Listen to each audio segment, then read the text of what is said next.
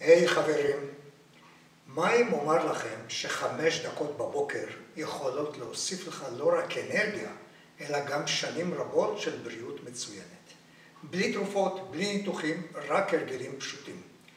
כן, רק 5 דקות שמגובים במדע ובחוכמת דורות. מרגע שפקחת את עיניך, הגוף והנפש מחכים לפקודה. והפקודה הזו תקבע אם תתבגר בבריאות מיטבית או תשחק ותיכנע. הדקות הראשונות הן המפתח שמחזיר לך את החיוניות, מאזן לך את מערכות הגוף ומגן על הלב שלך, ואפילו מעצב לך את התודעה מחדש. אחרי שעות של שינה, זרימת הדם עדיין איטית, והמפרקים נוקשים, והגוף לא מוכן לעשות תנועות חדות. אז לפני שאתה מתרומם מהמיטה, קח דקה, שב, תניח את הרגליים על הרצפה ונשום עמוק.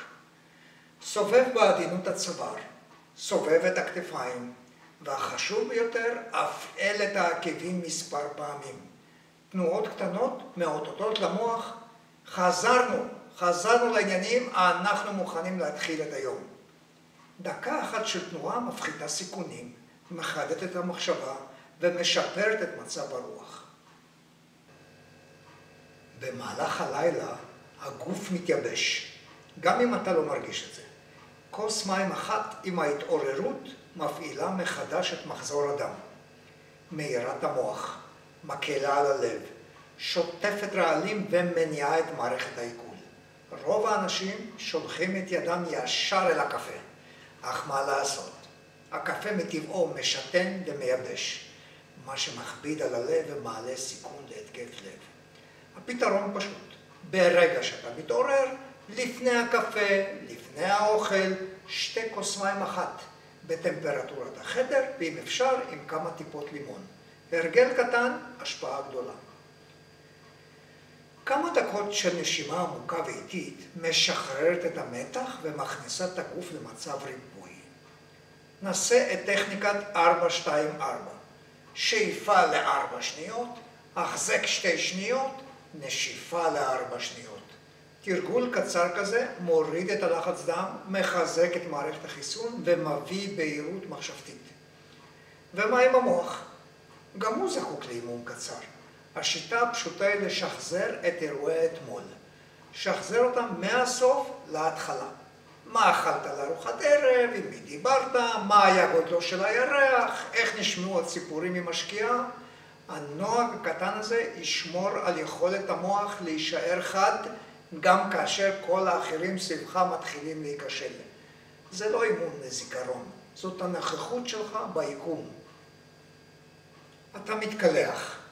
בסיום ממליץ לך להזרים חצי דקה מים קרים, מה שיגרום לכלי הדם להתכווץ, אבל כשתצא מהמים כלי הדם ייפתחו מחדש, הדם יזרום בעוצמה ויחזק את הלב, ירענן את המוח, יתמוך במערכת החיסון. אימון טבעי לכלי הדם. טבילה קצרה מדי יום בונה גוף חזק וגמיש יותר. אוקיי, הערת את גופך, אבל מה אם אתה תמודע? אז לפני שטרדות העולם ייכנסו לחייך, שב בשקט, קח את הזמן ותודה על המתנות שכבר קיבלת. תעלה במוחך את הרווחה שאינך מצוי בה, את הילדים, את הנכדים, את הזוגיות הנפלאה, את ההישגים, את הבריאות שלך, ואת כל הטוב שהיקום כבר הרעיף עליך.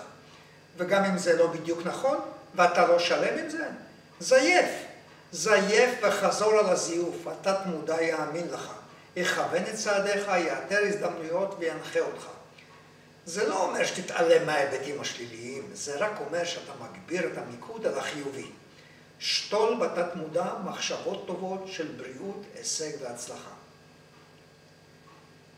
אתה לא צריך לעשות הכל בצורה מושלמת. תן לזה להפוך להיות העוגן שלך. תן לבוקר זמן לכבד את גופך, את נשמתך, את ההוויה שלך. אתה לא כאן כדי לשרוד, אתה נמצא כאן כדי לשגשג בבריאות, עם חיוניות וחוכמה. הגוף והתודעה כבר מחכים לך, אז פשוט תתחיל. תודה.